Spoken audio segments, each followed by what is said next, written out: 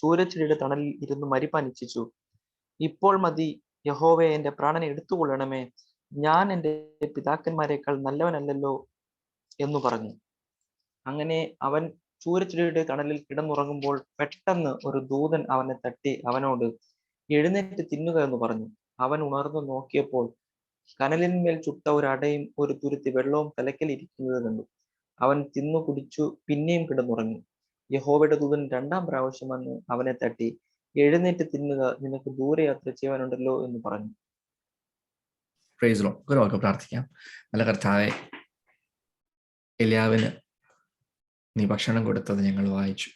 ഞങ്ങളിപ്പോൾ നിന്റെ സന്നിധിയിലിരിക്കുക. ഞങ്ങളുടെ ആത്മാവിനുള്ള ഭക്ഷണം നിന്റെ വായിൽ നിന്ന്, നിന്റെ കയ്യിൽ നിന്ന് ഞങ്ങൾക്ക് നുറുക്കി തരണമേ. നിന്റെ വചനം നിന്നിൽ നിന്ന് തന്നെ കേൾക്കുവാൻ ഞങ്ങളെ സഹായിക്കണമേ. അടിയനെ തന്നെ സമർപ്പിക്കുന്നു. കർത്താവ് സങ്കീർത്തനത്തിൽ ദൈവമേ പറഞ്ഞതുപോലെ, നിന്റെ പൈതൽ പറഞ്ഞതുപോലെ കർത്താവെ, ഞങ്ങൾ ഹോളായിട്ടോ നുറുങ്ങിയോ ഒക്കെയാണ് ഞങ്ങൾ ഇരിക്കുന്നത്. പക്ഷെ നീ എടുത്ത് ഉപയോഗിക്കണം. ഹോൾ പാത്രമാണെങ്കിലും നീ ഉപയോഗിക്കണം. നുറുങ്ങിയിരിക്കുന്ന കഷ്ണങ്ങളാണെങ്കിലും എൻ്റെ ദൈവത്തിന് ഉപയോഗിക്കാൻ സാധിക്കും.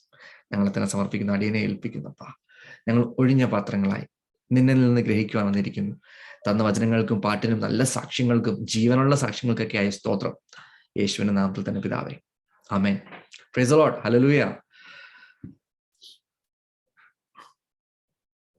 ഇവിടെ തുടങ്ങണമെന്ന് എനിക്കറിയില്ല. നമ്മൾ വായിച്ചു തന്ന രാജാക്കന്മാർ 19-ാം അധ്യായത്തിന്റെ 4 മുതൽ 7 വരെയുള്ള വാക്യങ്ങളാണ്. അധ്യായത്തിൽ കുറച്ച് നമുക്ക് ചിന്തിക്കാനുണ്ട്. എങ്കിലും ഞാനൊരു ഈ അടുത്ത് കഴിഞ്ഞ ആഴ്ച നടന്ന ഒരു സംഭവത്തിൽ നിന്ന് തുടങ്ങാൻ ആഗ്രഹിക്കുകയാണ്. നമ്മളെല്ലാം നാട്ടിലുള്ളവരാ. ഞങ്ങളൊരു വെസ്റ്റേൺ രാജ്യത്തിരിക്കുന്നു. എനിക്കൊരു ചോദ്യം ചോദിക്കാറുണ്ട്. കഴിഞ്ഞ ആഴ്ച ഒരുപാട് യുദ്ധം നടന്നുകൊണ്ടിരിക്കുന്നു, ഒരുപാട് സ്ഥലത്ത് പ്രശ്നങ്ങൾ നടന്നുകൊണ്ടിരിക്കുന്നു. എങ്കിലും നമ്മുടെ മലയാളം വാർത്താ ചാനലുകളിൽ ഉൾപ്പെടെ ഇടം നേടിയ ഒരു വാർത്തയുണ്ട്, ഒരു ഹോളിവുഡ് വാർത്ത. നിങ്ങൾ എത്ര പേര് ശ്രദ്ധിച്ചു? കഴിഞ്ഞ ആഴ്ച ഒരു പ്രത്യേകത ഉണ്ടായിരുന്നു. ഓസ്കേഴ്സ്, അതായത് ഓസ്കാർ അവാർഡുകൾ കൊടുക്കുന്ന ചടങ്ങ് അറിയാലോ. അതുമായിട്ട് ബന്ധപ്പെട്ട് നിങ്ങൾ ആരെങ്കിലും വാർത്ത കണ്ടോ? കണ്ടു. എന്താ സംഭവം?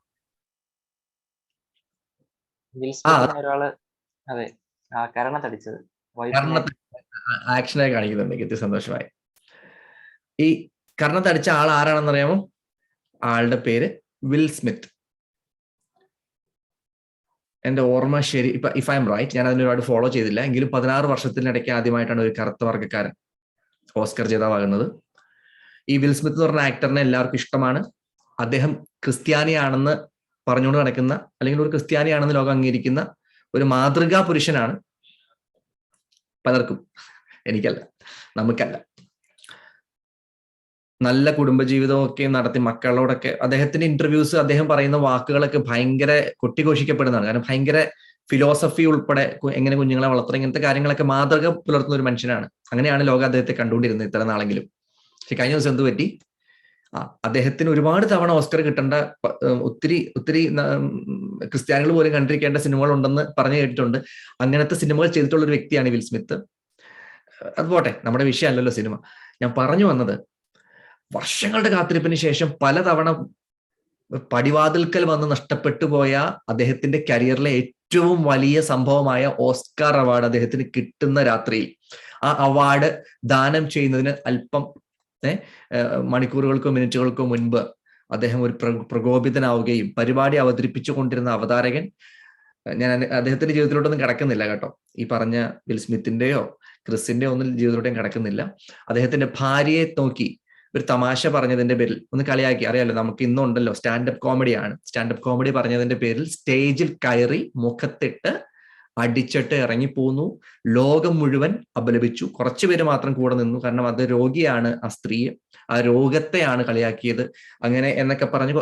അമ്മയെ അടിച്ചാലും 2 പക്ഷമുള്ള മനുഷ്യരാണ് നമ്മൾ, അല്ലെ? അപ്പൊ 2 പക്ഷമുണ്ടെങ്കിലും ഭൂരിഭാഗം ആളുകളും ആരെ കുറ്റം പറഞ്ഞേ? നിങ്ങൾ വായിച്ചത് കാണുമല്ലോ, ആരെ കുറ്റം പറഞ്ഞേ? വിൽ സ്മിത്തിന്. തീർച്ചയായിട്ടും എന്റെ മനസ്സിൽ ഉൾപ്പെടെ വിൽ സ്മിത്തിന് ഉണ്ടായിരുന്ന മഹത് വ്യക്തിയായിട്ടൊന്നും ഞാൻ കണ്ടിരുന്നില്ല, എങ്കിലും ഒരു നല്ല വ്യക്തിയായിട്ട് ഞാൻ കണ്ടിരുന്നു. ആ വ്യക്തിത്വത്തിന് നല്ല ഇടിവ് സംഭവിച്ചു. അവിടെ മറ്റൊരു ക്രിസ്ത്യാനി ഉണ്ടായിരുന്നു, അതും ഒരു സിനിമാ നടനാണ്, അദ്ദേഹം പ്രസംഗകനും കൂടിയാണ്. പേര് ഡെൻസൽ വാഷിംഗ്ടൺ. വളരെയധികം ആളുകൾ ബഹുമാനിക്കുന്ന മറ്റൊരു കറുത്ത വർഗ്ഗക്കാരനായ നടനാണ്, ഹോളിവുഡ് നടനാണ്. ഡെൻസൽ വാഷിംഗ്ടൺ അദ്ദേഹത്തെ മാറ്റി നിർത്തി പറഞ്ഞ കാര്യമാണ് ഇന്ന് എനിക്ക് പ്രസംഗിക്കാനുള്ളതെന്നല്ല, ഇന്ന് എനിക്ക് തുടങ്ങാനുള്ളത്. അദ്ദേഹം പറഞ്ഞൊരു കാര്യമുണ്ട്.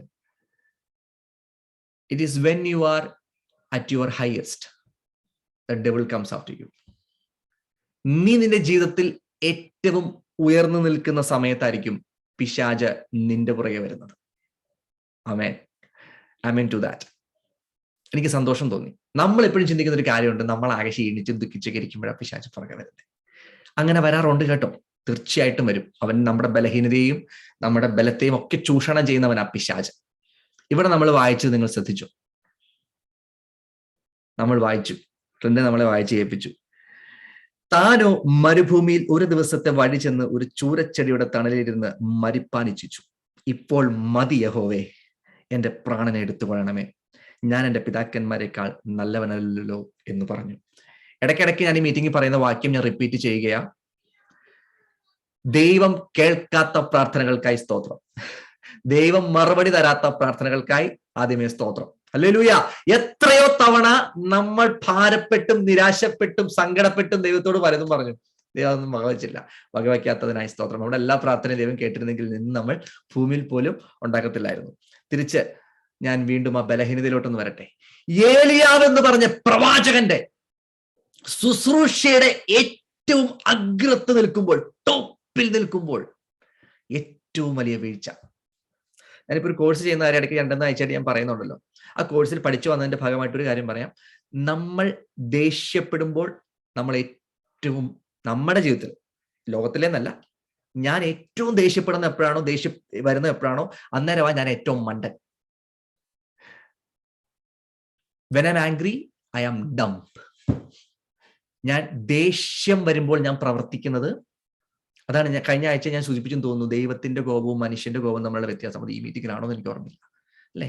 നമ്മളുടെ കോപം ദൈവത്തിന്റെ കോപം പോലെയല്ല. ദൈവത്തിന്റെ കോപം വിശുദ്ധ കോപമാണ്. നമ്മുടെ കോപമോ അസൂയ, ദേഷ്യം, പിണക്കം, വഴക്ക്, ഇത്രയും നാൾ കേട്ടത് കണ്ടത് കഴിഞ്ഞ കൊല്ലം പറഞ്ഞപ്പോൾ ഉണ്ടായ മുറിവ് ഉൾപ്പെടെ നിന്ന് പുറത്ത് ചാടി വരുന്ന ഒരു വിഷക്കുഴമ്പാണ് നമ്മുടെ ദേഷ്യം. ദൈവത്തിന്റെ ദേഷ്യം അങ്ങനെയല്ല. ആമേൻ, സ്തോത്രം. It's A mixture of so many things നമ്മുടെ ദേഷ്യം. അപ്പൊ ഞാൻ പറഞ്ഞു, ഈ ദേഷ്യപ്പെടുമ്പോ നമ്മളുടെ ബുദ്ധി നശിക്കുന്നു, നമ്മൾ ഒരു മണ്ടനായിത്തീരുന്നു. അതിനോട് തത്തുല്യം എഴുതി വെക്കാവുന്ന ഒരു കാര്യമാണ്, നമ്മൾ ഭയപ്പെടുമ്പോഴും നമ്മുടെ യുക്തി വർക്ക് ചെയ്യത്തില്ല, നമ്മുടെ റീസണിങ് വർക്ക് ചെയ്യത്തില്ല. ദൈവം തന്നത് യുക്തി കൊണ്ട് ചിന്തിക്കുന്നത് തെറ്റൊന്നുമല്ല. യുക്തിയും വിശ്വാസം ഒരുമിച്ച് പോലാന്ന് ചിന്തിക്കുന്നത് തെറ്റാ കേട്ടോ. വിശ്വാസം ഏറ്റവും കൂടുതൽ വർക്ക് ചെയ്യുന്നത് യുക്തിയോടെ പ്രയോഗിക്കുമ്പോഴാണ്. ആമേൻ, സ്തോത്രം. അതവിടെ നിൽക്കട്ടെ, നമ്മുടെ വിഷയമല്ലല്ലോ.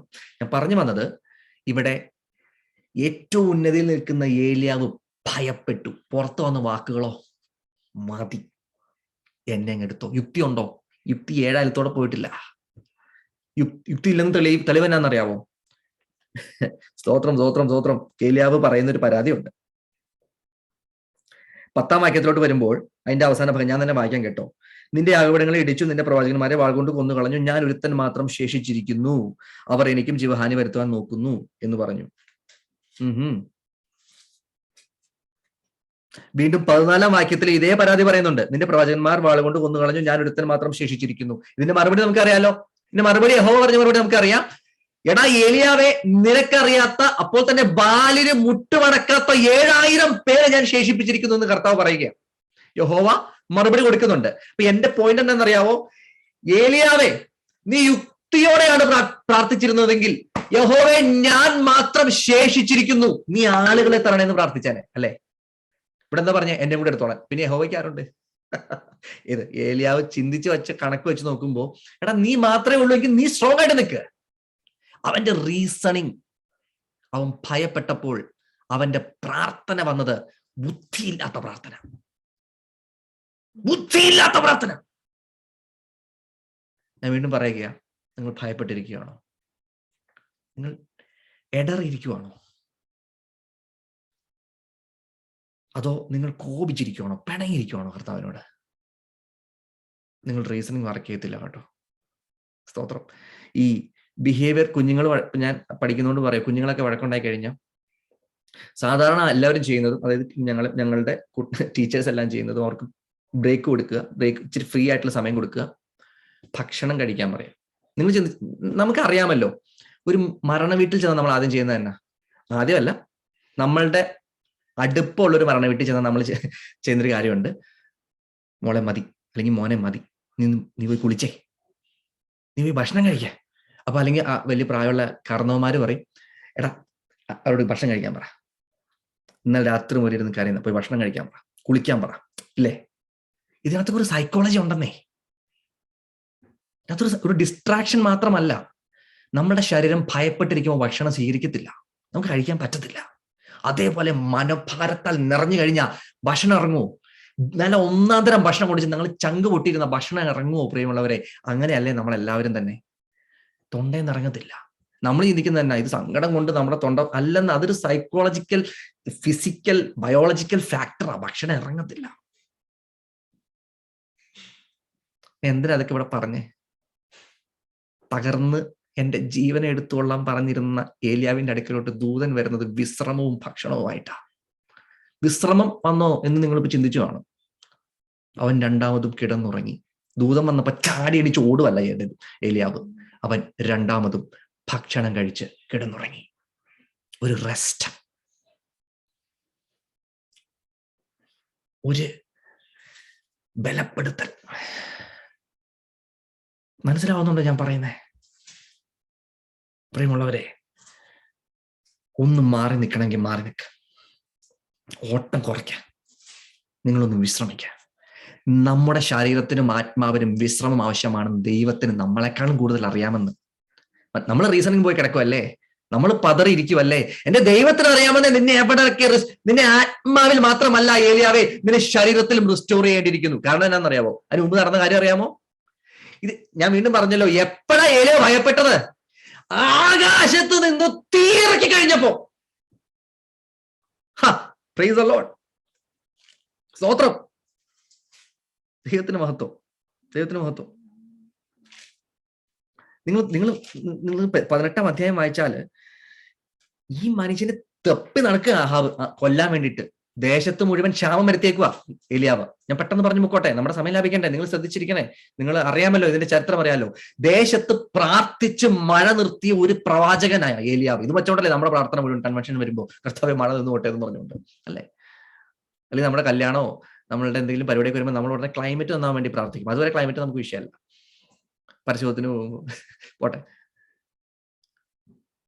മഴ നിർത്തി, ദേശം ക്ഷാമത്തിലൂടെ പോകുന്നു, ഏലിയാവ് ഒളിവിൽ പോകുന്നു. അവിടെ അത്ഭുതങ്ങൾ.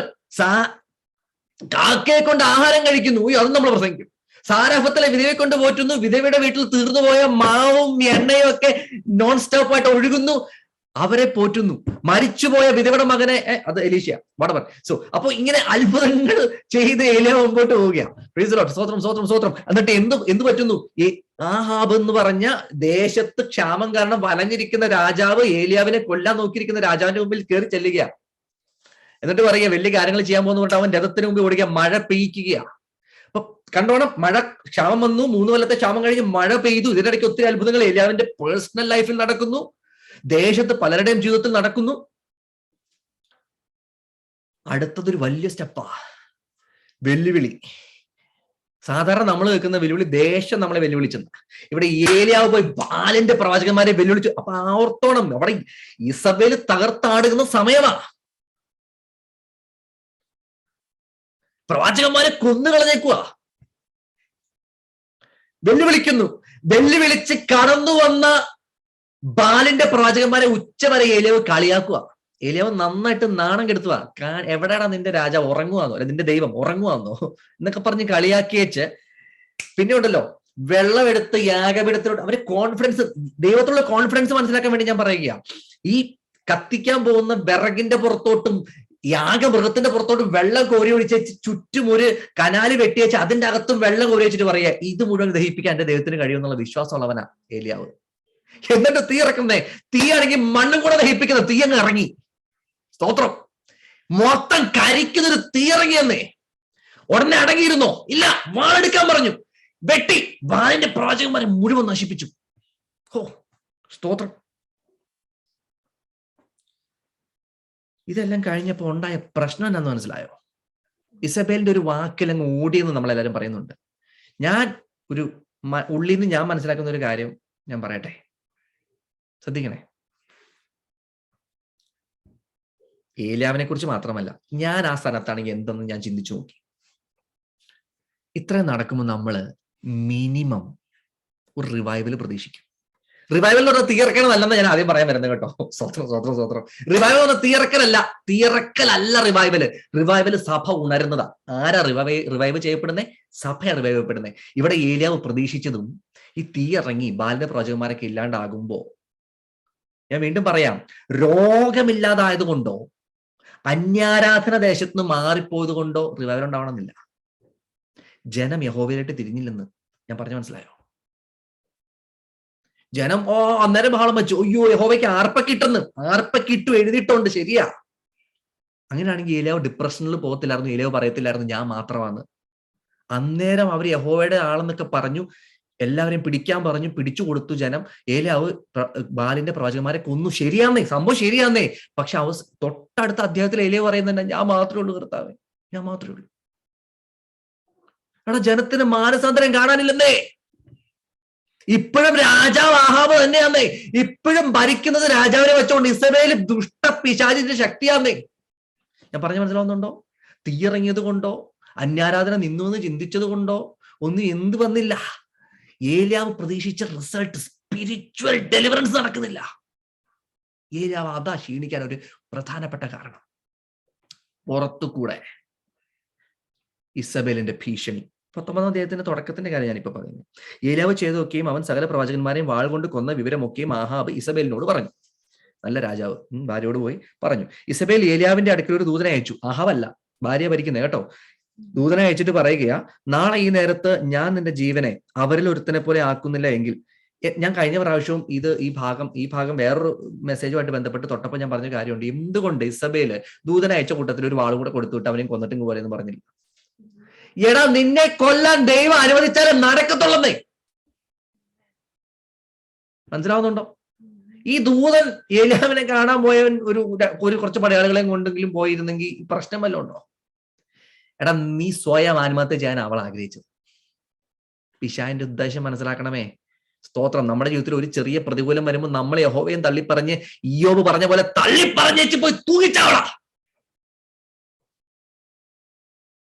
നിന്റെ വിശ്വാസം തകർക്കാനാ നിന്റെ ജീവനേക്കാളും പിശാചിന് ഇഷ്ടം. ഞാൻ വീണ്ടും പറയാം, നമ്മുടെ ശരീരത്തിൽ രോഗമോ ദുഃഖമോ മരണം പോലും അല്ല പിശാചിന്റെയും ആഗ്രഹം. അതുകൊണ്ട് ആ ദുഷ്ടന്മാര് നല്ല ആരോഗ്യത്തോടെ നല്ല ഭംഗി സുന്ദരന്മാരായിട്ട് നടക്കുന്നത്. നിന്റെ സൗന്ദര്യം ഒന്നും കളയാൻ ദൈവത്തിന് ആഗ്രഹമില്ല, പിശാചിന് ആഗ്രഹമില്ല. അവൻ ആഗ്രഹം നിന്റെ വിശ്വാസം കളയാനാ, നിന്റെ ഉറപ്പ് കളയാനാ, നിന്റെ ആശ്രയം തകർക്കാനാ. സ്തോത്രം. ജീസസ് ആമേൻ. നിങ്ങൾ നോക്കിക്കോ, നമ്മുടെ ജീവിതത്തിൽ നോക്കിക്കോ. നിങ്ങൾക്ക് പരിചയമുള്ളവരുടെ ജീവിതത്തിൽ നിങ്ങൾ വിശ്വാസത്തിൽ ഉറപ്പിക്കണമെന്ന് പ്രാർത്ഥിക്കുന്ന ചില വ്യക്തി ജീവിതങ്ങളില്ലേ, അവരെ നിങ്ങളൊന്ന് ചിന്തിച്ചു നോക്കിക്കേ. അവരുടെ ജീവിതത്തിൽ വേറെ ഒന്നും അല്ല വിഷയം, അവരുടെ ആശ്രയത്തിൽ കുലുക്കം തട്ടി. ബന്ധത്തിന്, റിലേഷൻഷിപ്പിനാ കുലുക്കം തട്ടിയത്. നെക്സ്റ്റ് തിങ്, ഇത് പറയുമ്പോൾ എനിക്ക് ഒരാളും കൂടി ഓർമ്മ വരുന്നു. മോശ പീക്കി നിൽക്കുക. ഇപ്പൊ അങ്ങോട്ട് ഇറങ്ങി ഞാന് എന്റെ ജനങ്ങളോടൊക്കെ എന്റെ സഹോദരന്മാരെ അടിക്കുന്നത് കണ്ടു. ഒരു മിസ്രൈമിനെ അടിച്ചു കൊന്നു. ഒറ്റ ഓട്ടം ചെന്നു. സ്തോത്രം. പ്രിയമുള്ളവരെ, എല്ലാവരും വീണിട്ടുള്ള ഒരു സ്ഥലമാകട്ടോ.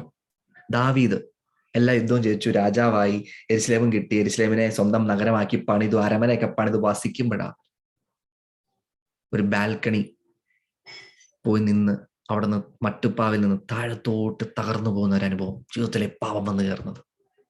നോക്കിക്കോ. അനേകരുടെ ജീവിതത്തിലും ഉയർന്നു നിന്നപ്പോഴാ പിശാച് ഒന്ന് തള്ളിയിട്ടത്. വിൽ സ്മിത്തിന്റെ കാര്യം സൂചിപ്പിച്ചു എന്നുള്ളൂ. ഒന്നും കൂടെ, വർഷങ്ങൾക്ക് ശേഷം കാത്തിരുന്ന് കിട്ടിയ അവാർഡ് ദാനത്തിന് തൊട്ട് മുമ്പ് കയ്യിൽ പോയല്ല. പ്രിയമുള്ളവരെ, നമ്മൾ ദൈവത്തോട് അടുത്തുകൊണ്ടിരിക്കുമ്പോൾ വളരെ സൂക്ഷിക്കണം. സ്തോത്രം. മുമ്പോട്ട് പോകാമല്ലോ.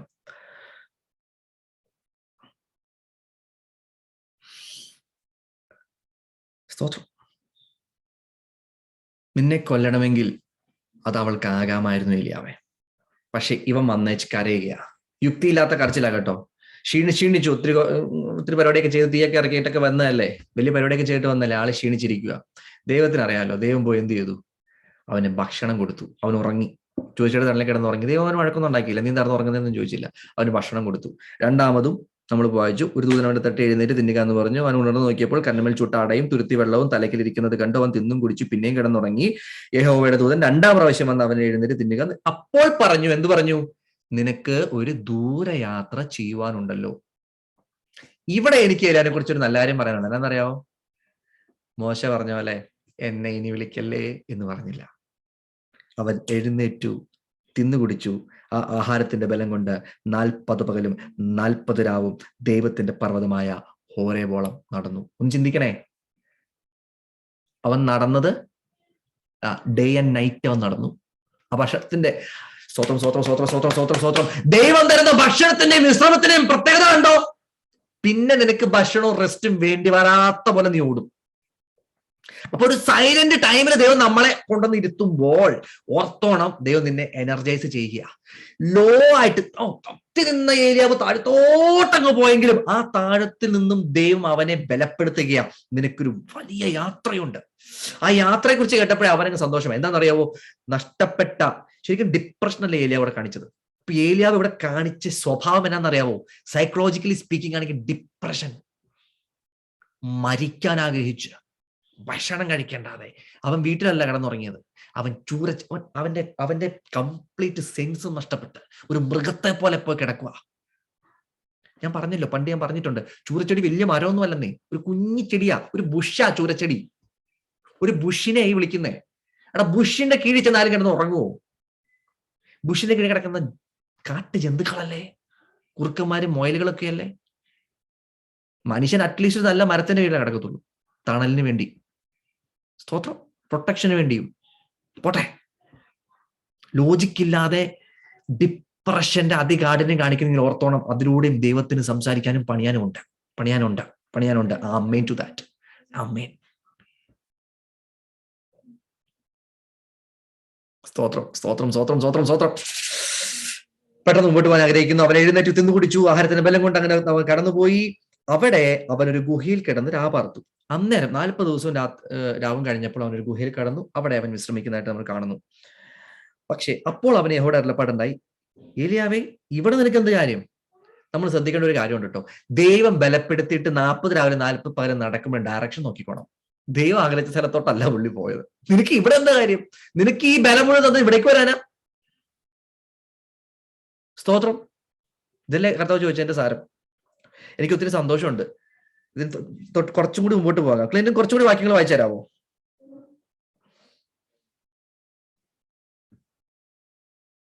ആരെങ്കിലും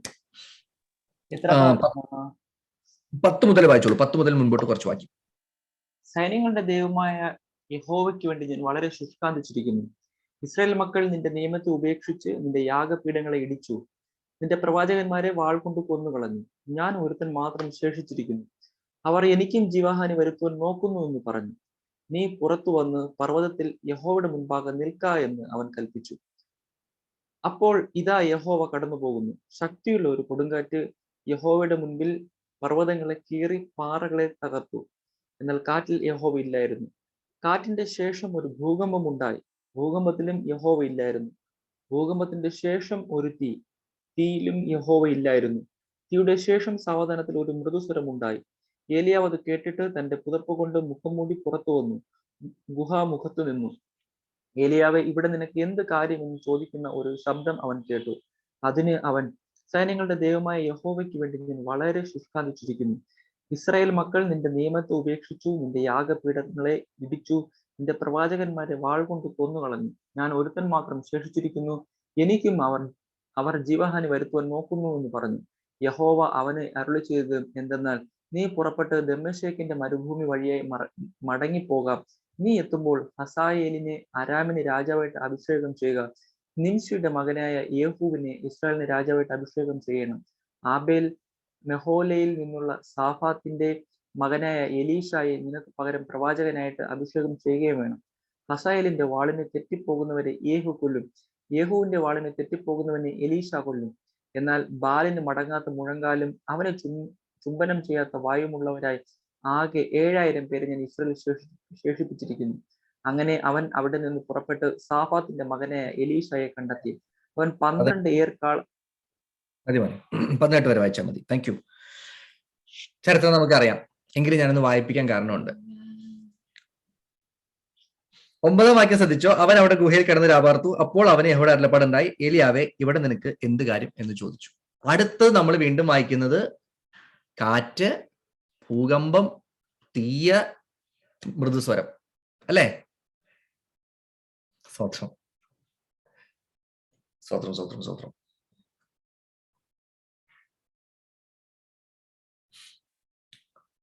ദൈവം തന്നെയല്ലേ ഇത്ര നാളും എലിയാവിനെ നടത്തിയേ. ഇപ്പൊ നമ്മൾ വായിച്ചതും ദൂതൻ അവനെ യാത്ര ചെയ്യിപ്പിച്ചതിന് ശേഷം അവൻ പാർത്ത ഗുഹയ്ക്കകത്തോട്ട് വന്ന് ദൈവം സംസാരിക്കുന്നതാ ആണല്ലോ. പിന്നെ എന്തിനാ പിറ്റേ ദിവസം ഒരു ഡ്രാമ? പിറ്റേ ദിവസം എന്നൊക്കെ സംഭവിച്ച കാറ്റും ബഹളവും ഒക്കെ. നമ്മൾ എപ്പോഴും അത് മാത്രം ഫോക്കസ് ചെയ്യാറുള്ളൂ. ദൈവം ഭയങ്കര കാറ്റിൽ പ്രത്യക്ഷപ്പെട്ടു, ബഹളം ഒക്കെ, ഭയങ്കര ബഹളമൊക്കെ കേട്ടു. പക്ഷെ അവസാനം മൃദുസ്വരം വന്നു. ശരി, സമ്മതിച്ചു. എനിക്ക് ഏറ്റവും അതവിടെ നിൽക്കട്ടെ, അതൊരു ചിന്തയാണേ, അതൊരു ചിന്ത. എനിക്ക് ഞാൻ ഒന്നും സമയം എടുക്കുന്നില്ല അതിനകത്തോട്ട് പോവാൻ. അവിടെ നിൽക്കട്ടെ, അതൊന്ന് സംസാരിക്കാൻ എനിക്ക് ഗൈഡൻസ്. മറ്റൊരു വിഷയം പറയട്ടെ. ആദ്യം ചേഞ്ച് വരേണ്ട ആർക്കാന്നറിയോ? നമുക്കാ. തെളിവ് പറയട്ടെ. ബഹളവും ഒക്കെ കേട്ട് തീയൊക്കെ ഇറങ്ങിയിട്ടും ചൂരച്ചിടിയുടെ കീഴിൽ കിടന്നിട്ടും ഗുഹയ്ക്കകത്തൊട്ടൊക്കെ പറയുമ്പോൾ വരുന്നൊരു ഒറ്റ പ്രാർത്ഥനയില്ല അവനുള്ളൂ. അയ്യോ ഞാൻ മാത്രം, അയ്യോ ഞാൻ മാത്രം, അയ്യോ ബാക്കി എല്ലാവരും മരിച്ചു, ബാക്കി എല്ലാവരും മരിച്ചു, ബാക്കി എല്ലാവരും കൊന്നു. നമ്മുടെ പ്രാർത്ഥന മാറ്റാൻ സമയമായെന്ന്. ഈ എണ്ണിപ്പറക്കി ഉള്ള ഈ ഞാൻ ആ വാക്ക് ഉപയോഗിച്ച് ക്ഷമിക്കണേ, ഈ ദാരിദ്ര്യം പിടിച്ച പ്രാർത്ഥന അവസാനിപ്പിക്കുക. എടാ, നിന്നെ വിളിച്ച് തീയിറക്കി സ്വർഗത്തിലെ ഭക്ഷണവും തോന്നി ഈ ലോങ് ജേർണി നടത്തിയിട്ട് നാണമില്ല ഏലിയാവേ? ഞാൻ ഏലിയാവിനെ എന്നോടല്ല ചോദിക്കുന്ന കേട്ടോ. ദൈവമേ സ്തോത്രം, സ്തോത്രം. എടാ, നിന്നെ കുറിച്ച് ഇതൊന്നും അല്ലെന്നേ. സ്തോത്രം. ഒറ്റ കാര്യം പറയാം, നീ ഒരുത്തൻ ശേഷിച്ചിട്ടുണ്ടല്ലോ. നിന്നെക്കുറിച്ച് ഭയങ്കര പരിപാടിയാണ് ദൈവത്തിനുള്ളത്. ഇന്ന് എന്നെ കേൾക്കുന്നതോട് ഞാൻ പറയുക, നമ്മളെക്കുറിച്ച്, നിങ്ങളെക്കുറിച്ച് ദൈവത്തിന് വൻ പദ്ധതികളുണ്ട്. അത് വന്നാണെന്ന് ലോകം കാണണ്ട, ദൈവം കണ്ടാൽ മതി. നീ ഒന്ന് അറിഞ്ഞാൽ മതി. ഞാനൊരു കാര്യം പറയട്ടെ. ഏലിയാവ് ചൂരച്ചയുടെ കീഴിൽ പ്രാർത്ഥിച്ചെന്തായിരുന്നു? ഞാൻ മാത്രം ശേഷിച്ചു, പിന്നെ എന്നെ ചെയ്യണം? എന്നെ അങ്ങ്, എന്റെ ദൈവമേ, ദൈവം ആ പ്രാർത്ഥന അംഗീകരിച്ചോ? ഇല്ല. ദൈവം ഏലിയാവിനെ എടുത്തോണ്ട് പോയോ? ഞാൻ വീണ്ടും പറയാം കേട്ടോ. ഏലിയാവ് പ്രാർത്ഥിച്ചതിന്റെ നേരെ ഓപ്പോസിറ്റ് ആയിരുന്നു ദൈവത്തിന്റെ പദ്ധതി. ഏലിയാവ് എന്നെ എടുത്തോടെ പ്രാർത്ഥിക്കുമ്പോൾ ദൈവം പറയുക, നിന്നെ ഞാൻ മരിക്കാൻ പോലും വിടുന്നില്ലെന്ന്. ഏലിയാവ് ജീവനോടെയാ പോയത്. ഏലിയാവ് മരണം കണ്ടില്ലെന്ന്. Hallelujah, price the Lord. ദൈവം കേൾക്കാത്ത പ്രാർത്ഥനകൾക്കായി വീണ്ടും ദൈവത്തിന് സ്തോത്രം. ദൈവത്തിന്റെ പദ്ധതി അവർ ഉപേക്ഷിക്കാത്ത ദൈവമായതുകൊണ്ട് ഏലിയാവേ, നിന്നെ അഗ്നിമയ രഥങ്ങൾ വന്ന് കൊണ്ടുപോയത്. നിന്റെ പ്രാർത്ഥന, നീ ഒറ്റ വാക്കുകൊണ്ട് നീ ആകാശത്തെ അടച്ചവനാ, ഒറ്റ വാക്കുകൊണ്ട് ആകാശത്തെ തുറന്നവനാ, ഒറ്റ വാക്കുകൊണ്ട് തീയിറക്കിയവനാ നീ. പക്ഷെ നിന്റെ ഒരൊറ്റ വാക്ക് ദൈവം കേൾക്കാതെ പോലെ എപ്പോഴാണെന്നറിയാമോ? ദൈവത്തിന്റെ പദ്ധതി നടക്കാൻ നിന്റെ പ്രാർത്ഥന, നിന്റെ ആ ഒരൊറ്റ വാക്ക് തടസ്സമായതുകൊണ്ടാ. ഹല്ലേലൂയ.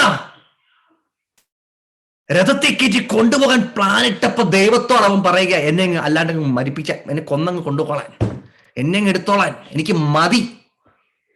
നിന്റെ ഈ മതി നിനക്ക് വരുന്നത് നിനക്ക് മുൻപിൽ രഥചക്രങ്ങൾ ഉള്ളതുകൊണ്ടാ. സ്തോത്രം, ആമേൻ.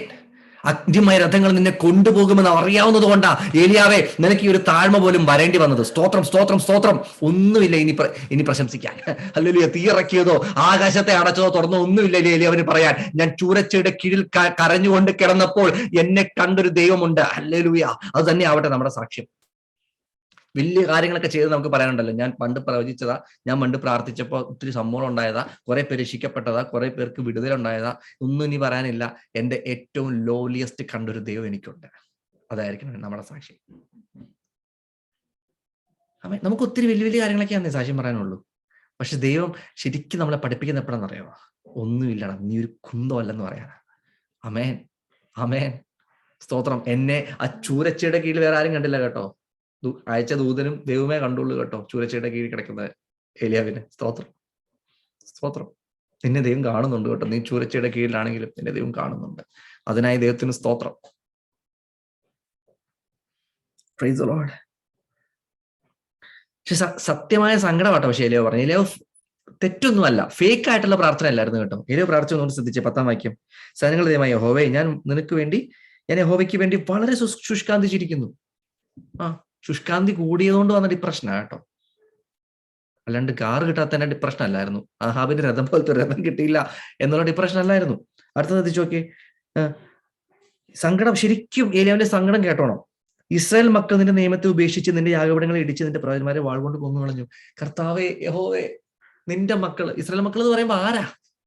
യഹോവേ, നിന്റെ മക്കള് അവർ നിന്നെ ഉപേക്ഷിച്ചേക്കുക, യാഗപീഠത്തെ ഇട്ടേച്ചു പോയി, തകർത്തു, പ്രവാചകന്മാരെ അവർ കൊന്നു കളഞ്ഞു.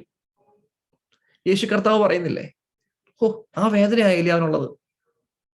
ഇസ്രായേലെ, എന്റെ പ്രവാചകന്മാരെ അയച്ചവരൊക്കെ നീ കൊന്നു കളഞ്ഞില്ലേ? എന്റെ യേശു കർത്താവ് ചോദിച്ചില്ലേ? അതേ വേദനയായില്ലേ അവനുള്ളത് കേട്ടോ. സ്തോത്രം. അതുകൊണ്ടാ നിനക്കിവിടെ എന്ത് കാര്യം എന്ന് ചോദിച്ച യഹോവ പിന്നെ വന്ന വരവ് വേറെ ലെവലിലാ വന്നേ.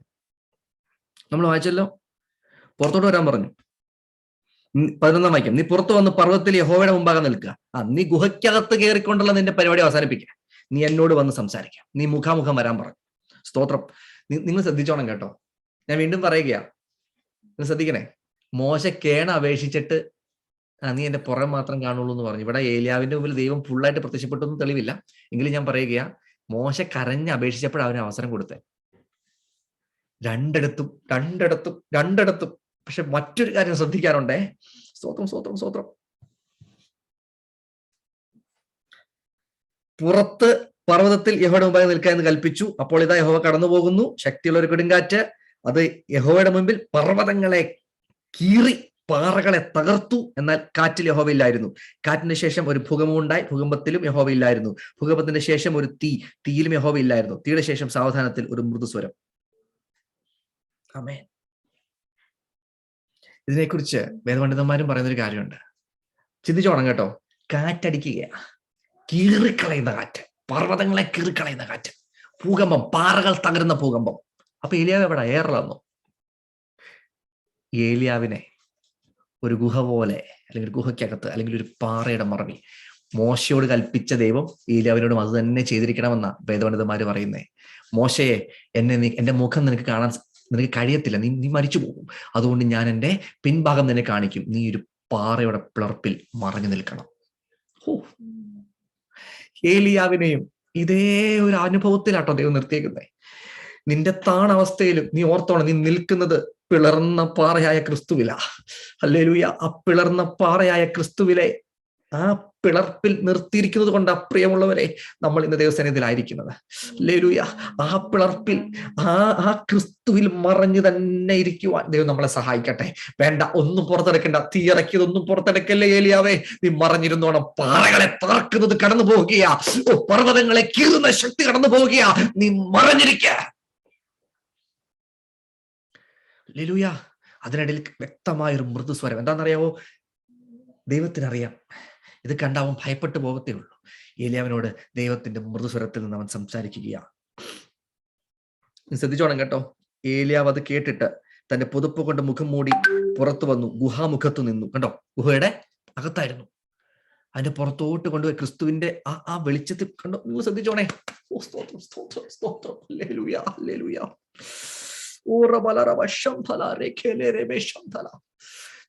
ജീസസ്. നന്ദി കർത്താവേ. പിളർന്ന പാറയുടെ മറവിൽ നിൽക്കാൻ പഠിച്ചൊരു ഭക്തനുണ്ടല്ലോ, അവൻ പിന്നെ പുറത്ത് അവന്റെ മുഖം കാണിക്കാൻ ഇഷ്ടപ്പെടത്തില്ല. അവൻ ദൈവത്തിന്റെ സന്നിധി വരുമ്പോ സ്വന്തം നീതിയില്ല, അവൻ പ്രവർത്തിച്ചതൊന്നുമില്ല, തീയിറക്കിയതില്ല, ആകാശം തുറന്നതും അടച്ചതും ഒന്നുമില്ല. അവൻ മുഖം മൂടുകയാ. അവന്റെ ദൈവത്തിന്റെ മുൻപിലോട്ട് കടന്നു വരുമ്പോൾ ഹല്ലേലൂയ, അവൻ ഏറ്റവും അധികം ആ പുതപ്പ് കൊണ്ട് ശുശ്രൂഷയുണ്ടെന്നേ.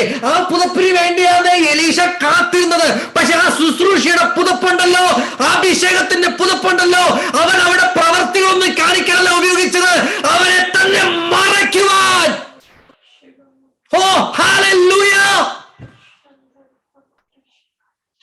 ജീസസ്.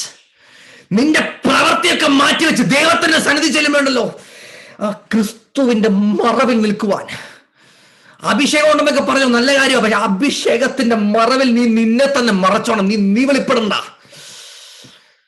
ക്രിസ്തുവിനോട് കൂടെ മരിക്കുവാൻ നീ പുറപ്പെട്ടതാ, നീ മരിച്ചതാ, നീ ക്രൂശിക്കപ്പെട്ട, നിന്റെ ജഡത്തെ നീ ക്രൂശിച്ചതാ.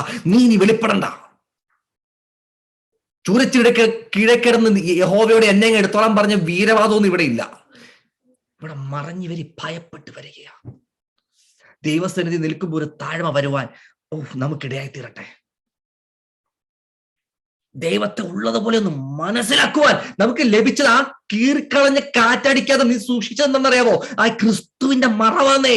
ക്രിസ്തു എന്ന പാറയുടെ പിളർപ്പിന്റെ ഇടയിൽ ആ പിളർപ്പ് നിനക്കുള്ളത് കൊണ്ടും ആ പിളർപ്പിനിടയിൽ നീ കയറി നിന്നത് കൊണ്ടാ നീ ഇപ്പൊ ജീവനോടിരിക്കുന്ന. ദൈവത്തിന്റെ മുമ്പിൽ ദൈവത്തിന്റെ നീതി എന്ന ആ വലിയ കൊടുങ്കാറ്റടിച്ചിരുന്നെങ്കിലുണ്ടല്ലോ, നിന്റെ മുമ്പിൽ നിന്റെ നീതിയും കൊണ്ട് നീ ചെന്നിരുന്നെങ്കിൽ നീ കീറിപ്പോയനെ, പർവ്വതം കീറിപ്പോയി. പിന്നെ സ്തോത്രം.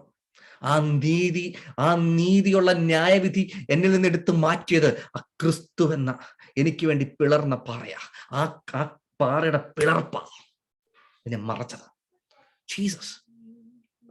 യോർദാൻ രണ്ടായി കീറിപ്പോയി ആ പുതപ്പെടുത്തടിച്ചപ്പോ. ഹല്ലേലൂയ. പക്ഷെ പുതപ്പ് ഇപ്പൊ എന്ത് ഉപകരിച്ചെന്നറിയാമോ?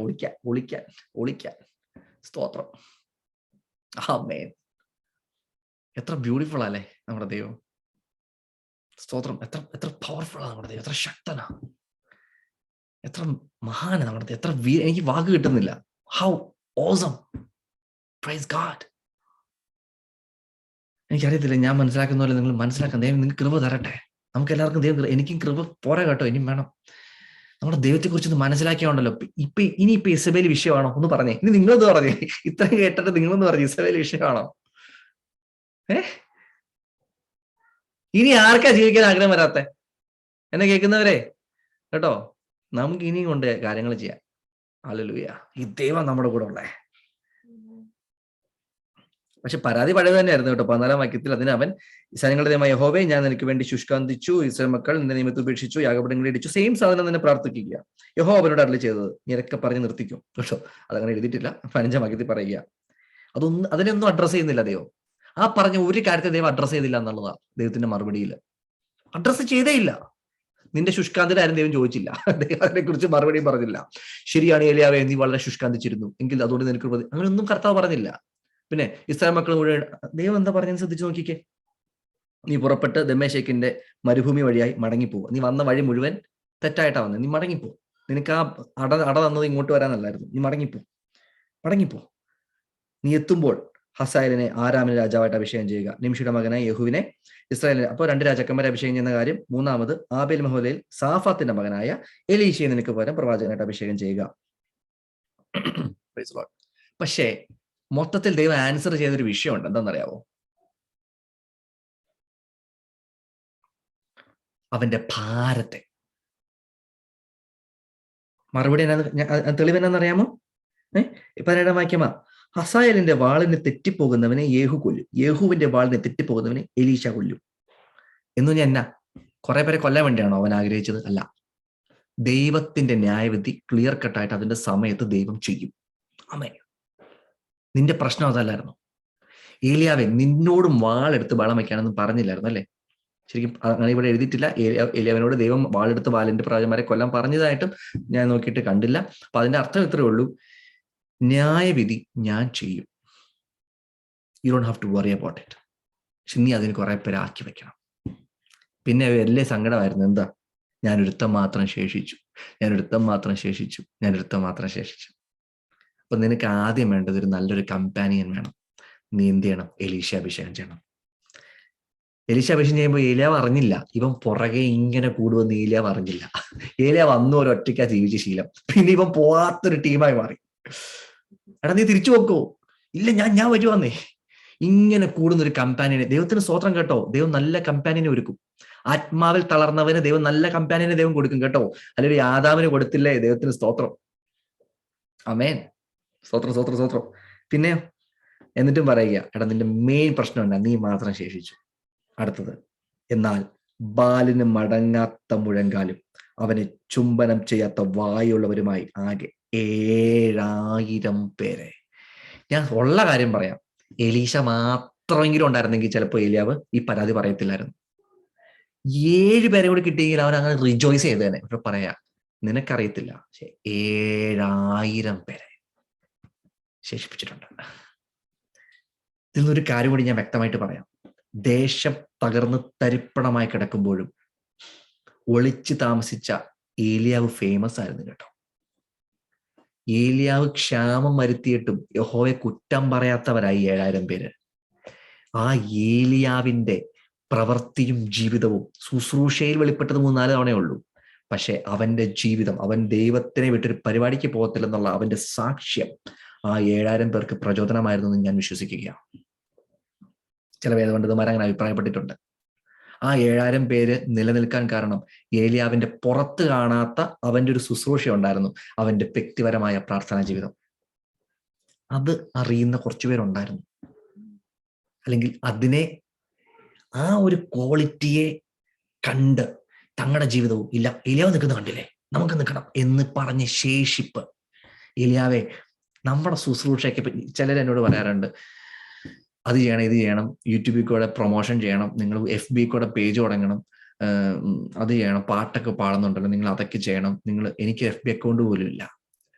സ്തോത്രം. ഞാൻ ആ കാര്യം കൂടി പറഞ്ഞ് അവസാനിപ്പിക്കുകയാണ്. കഴിഞ്ഞ ദിവസം ഞാനൊരു സ്ഥലത്ത് ശുശ്രൂഷയ്ക്ക് എന്നെ വിളിക്കാറുണ്ട്. ഞാൻ അവിടെ പോകുന്ന സമയത്ത് എനിക്ക് ഭയങ്കര ബുദ്ധിമുട്ട്, മനസ്സിന് വിഷമം തോന്നാറുണ്ട്. ഞാൻ കർത്താവിനോട് പറഞ്ഞു, കർത്താവ്, ഞാൻ ഇനി അവിടെ പോകുന്നില്ല, എന്നെ ശുശ്രൂഷയ്ക്ക് വിളിച്ചാലും ഞാൻ പോകുന്നില്ല. കാരണം ശുശ്രൂഷയ്ക്ക് വിളിക്കുന്നുണ്ട്, ശുശ്രൂഷ അവർക്കിട്ട് പറ്റുന്നില്ല. കാരണം നമ്മൾ പറയുന്ന കാര്യങ്ങളായിട്ട് യോജിച്ചു പോകാൻ പറ്റത്തില്ല. അപ്പൊ ഭയങ്കര റെസ്ട്രിക്ഷൻ കൊണ്ടുവരാൻ തുടങ്ങി. സമയം 5 മിനിറ്റ്, 3 മിനിറ്റ്, അല്ലെങ്കിൽ ഒന്നും പറയണ്ട, പാട്ട് മാത്രം പാടിക്കും. അപ്പൊ എനിക്ക് ഭയങ്കര, ഞാൻ കർത്താവിനോട് പറഞ്ഞാൽ, നീ എന്തിനാ പോകുന്നേ? പ്രൈസിലോടെ ദേവദാസൻ വിളിച്ചിട്ട് എനിക്ക് വേണ്ടി പ്രാർത്ഥിച്ചു. ഇതൊന്നും ബന്ധമൊന്നുമില്ല. വിളിച്ചിട്ട് പറഞ്ഞു, ബ്രദറെ, ചില സ്ഥലങ്ങളിൽ നിൽക്കാനേ പറ്റത്തുള്ളൂ, പക്ഷെ നിന്നോണം എന്ന് പറഞ്ഞു.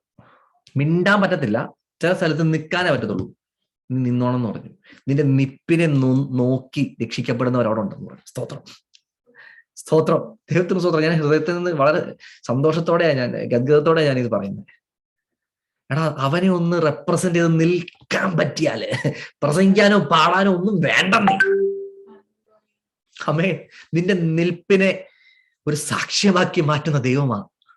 അമ്മേ, നിന്റെ പ്രസംഗത്തെ മാത്രമൊന്നുമല്ല, നിന്റെ നേരെയുള്ള നിപ്പുണ്ടല്ലോ, നട്ടല് വളയ്ക്കാത്ത, ബാലിന് മടങ്ങാത്ത മുട്ടും, അവനെ ചുംബനം ചെയ്യാത്ത നിന്റെ അധരം ഉണ്ടല്ലോ, ആ നിപ്പ് മതി 7000 പേരെ ശേഷിപ്പിക്കാൻ. സ്തോത്രം, ആമേ. ഇതാ ദൈവത്തിന്റെ രാജ്യത്തിന്റെ പണി. ഞാൻ പറഞ്ഞ് അവസാനിപ്പിക്കുകയാ. ഇന്നലെ കേട്ട സാക്ഷ്യമാണ്. ഞങ്ങൾ ഇന്നലെ പോയ ചേർച്ചിലെ ദേവദാസൻ ഉക്രൈനിൽ ബൈബിൾ കോളേജ് സ്റ്റാർട്ട് ചെയ്യാനുള്ള പരിപാടിയും അവിടെ കുറെ സഭകളൊക്കെയും ലീഡ് ചെയ്യുന്നൊരു ദേവദാസനാണ്. അദ്ദേഹം പറഞ്ഞ കാര്യമുണ്ട്. അദ്ദേഹം തകർന്നിരിക്കുക കേട്ടോ, കാരണം തനിക്ക് പരിചയമുള്ള ഒരുപാട് പേരുണ്ട് ഉക്രൈനിലും, വിശേഷിച്ച് കീവിലും ഉണ്ട്. അദ്ദേഹം വളരെ സങ്കടത്തിലാണ്. കാരണം നല്ല മനുഷ്യന്ന് പറഞ്ഞു, ഇതുപോലെ നല്ല സ്വഭാവമുള്ള, ആതിഥ്യം മര്യാദയൊക്കെ ഉള്ള ഒരു ജനസമൂഹമാണ് ഉക്രൈനിലെ ജനങ്ങള്. അദ്ദേഹം പറഞ്ഞ കാര്യം എന്നറിയാവോ? ഇപ്പോഴും ഫോട്ടോസും പ്രാർത്ഥന വിഷയം വരുന്ന കൂട്ടത്തിൽ ചില ഫോട്ടോസ് വരാം, സ്നാനപ്പെടുത്തുന്ന ഫോട്ടോസ്. ഹല്ലേലൂയ. ഉക്രൈനിൽ സ്നാനം നിന്ന് പോയിട്ടില്ലെന്നേ.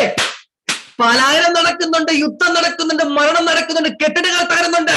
ദൈവത്തിന്റെ പ്രവൃത്തി നിന്ന് പോയിട്ടില്ല. അപ്പൊ ഈ ദേവദാസൻ ചോദിച്ചു, നിങ്ങൾ ഇപ്പോഴും ഇതൊക്കെ എങ്ങനെ ചെയ്യാൻ നിങ്ങൾക്ക് എങ്ങനെ സാധിക്കുന്നേ? അപ്പൊ കിട്ടിയ മറുപടി അതിലും മനോഹരം. എന്നറിയാവോ? യുദ്ധം നടക്കുന്നുണ്ട്, ശരിയാ ദേവദാസനെ, നമുക്ക് നമ്മുടെ പണി ചെയ്തിരിക്കാൻ പറ്റുമെന്ന്. സ്തോത്രം. Can we stop our job, our business? ദൈവത്തിന്റെ വേല. നമ്മളെ വിളിച്ചത് യുദ്ധം നടക്കുമായിരിക്കും. യെരൂശലേം കത്തിക്കൊണ്ടിരുന്നപ്പോഴും ഉണ്ടല്ലോ, അവിടെ അത്ഭുതങ്ങൾ നടന്നുകൊണ്ടിരുന്നു. സ്തോത്രം, ആമേൻ, സ്തോത്രം. യേശു കർത്താവ് ക്രൂശിക്കപ്പെട്ടതിന് ശേഷവും അവിടെ വേണ്ട വിടുതൽ നടന്നുകൊണ്ടിരിക്കുകയാ. സ്തോത്രം. ജനം മുഴുവൻ ചിതറി ഓടിയപ്പോഴും, ദേശത്ത് നിന്ന് വട്ടം ഓടിയപ്പോ ശമര ചെന്നപ്പോ ശമരയിൽ അത്ഭുതം, അപ്പുറത്ത് ചെന്നപ്പോ അവിടെ അത്ഭുതം, ചെല്ലുന്ന നാട്ടിൽ മുഴുവൻ ദൈവത്തിന്റെ പ്രവൃത്തി നിന്നുപോയില്ലെന്നേ. സ്തോത്രം. അങ്ങനെയെങ്കിൽ എന്റെ നിന്റെയും ജീവിതത്തിൽ നിന്നുപോയെന്ന് ചിന്തിക്കുവാണോ? No, he still working on you. അവൻ ഇപ്പോഴും പ്രവർത്തിക്കുക. ദൈവത്തിന് സ്തോത്രം. ആമേൻ. നമുക്ക് അവസാനിപ്പിക്കാം. ഞങ്ങളുടെ നല്ല ദൈവമേ, സ്വർഗ്ഗീയ പിതാവേ, ഞങ്ങളോട് സംസാരിച്ച വചനത്തിനും നല്ല സാക്ഷ്യങ്ങൾക്കും ഇപ്രകാരമുള്ള ജീവിത അനുഭവങ്ങൾക്കും ദൈവമേ, ഏലിയാവിനും എലീശയ്ക്കും അപ്പ ഞങ്ങൾ വായിച്ച ആ ശേഷിപ്പായ 7000 പേര്, പേരെഴുതിയിട്ടില്ല കർത്താവ്, എല്ലാ ദൈവമക്കൾക്കും ദേവദാസന്മാർക്കും വിശുദ്ധന്മാർക്കും ഒക്കെ ആയി നന്ദി. അപ്പൊ നിന്റെ വചനത്തിനായി നന്ദി. ഞങ്ങൾക്ക് തന്ന ഇടിവുകൾക്കായി അപ്പാ നന്ദി. ഞങ്ങൾ ഇനി എന്തെങ്കിലും ശുശ്രൂഷ ചെയ്യുമ്പോൾ ഞങ്ങളുടെ പുറകെ ഞങ്ങളെ തള്ളിയിടാൻ ഒരുത്തരുണ്ടെന്ന് ചിന്തിക്കുവാൻ ഞങ്ങളെ ബലപ്പെടുത്തണം കർത്താവേ.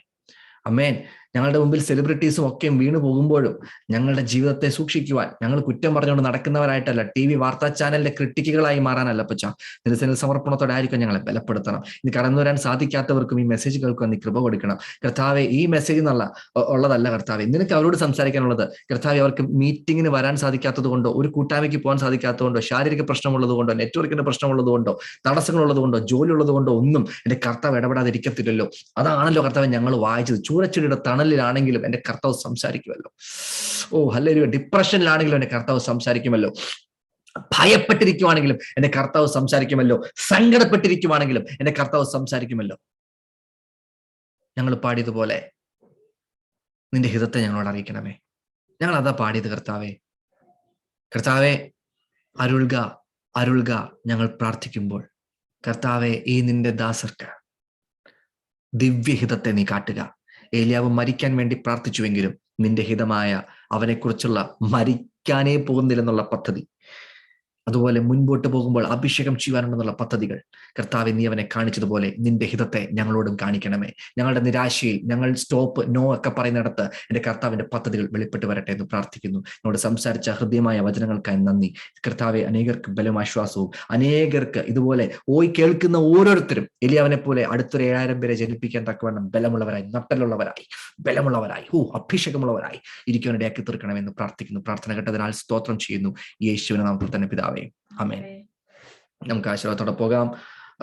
എല്ലാ വിഷയങ്ങളും എല്ലാം ഓർത്ത് ഇപ്പോൾ അച്ഛൻ പ്രാർത്ഥിച്ച് അവസാനിപ്പിച്ച് ആശീർവാദം പറയും.